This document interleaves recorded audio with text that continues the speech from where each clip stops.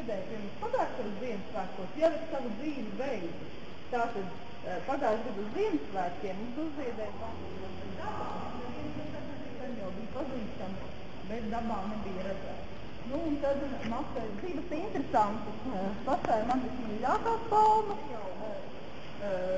rekunās pumpurs, un jāsaka, ka strelīcijas arī zied pēc jaunā gada, vairāk pavasarī, vasarā viņām nebija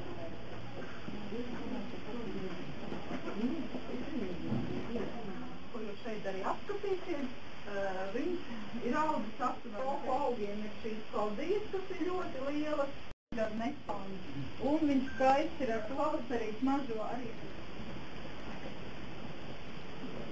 Karaliskā Amazonas lilija pie mums tiek sēta janvārī. Mēs sadarbojamies aptuveni 4. Tātad janvārī viņa tiek sēta, noteiktā temperatūrā, te ir ieliet ūdens pa vidu.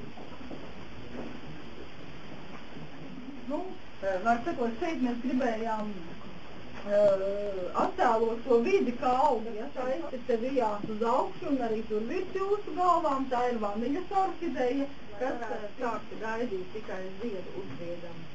Te jūs redzat arī pispusus, kas ir tur kaut kur vien, un te, kur ir mazāk audzes, pilnīgi var redzēt, kā viņš ir tai sienai pats piekļāvies ar terāriju vai īpašas apstākļus. Tad jāsaka, ka viņš pie mums jūtas diezgan labi. Un tur ziedi ir bojā, bet viņai ir miera periods noteiktā temperatūrā, viņa nomet lapas. Ja? Tāpat arī kā daudz dendrobiju.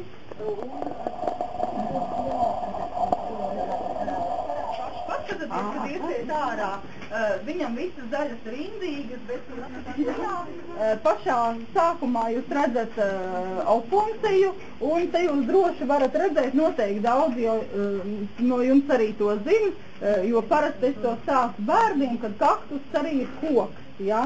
Te varat redzēt šie 80 gadu opuncijai, kuras vārds ir aizgūts no Itālijas, varbūt ne viņa, 8 metru augsts, ja, un nākotnē. Tad no jums labajā pusē, turēļ stīkli, mēs varam redzēt Palmilāriju kolekciju, tas ir lielākā Baltijā un arī Itālijā. Ļoti izcili skaistas kaktusus. Un pašā galā šeit tā kā tādus vārtus ir izveidojis pudeļkoks, jeb nolīna. Nu, viņu pa pudeļkoku sauc divu veidu pēc. Pirmkārt, tāpēc, ka viņam tas stumbrs atgādina pudeli.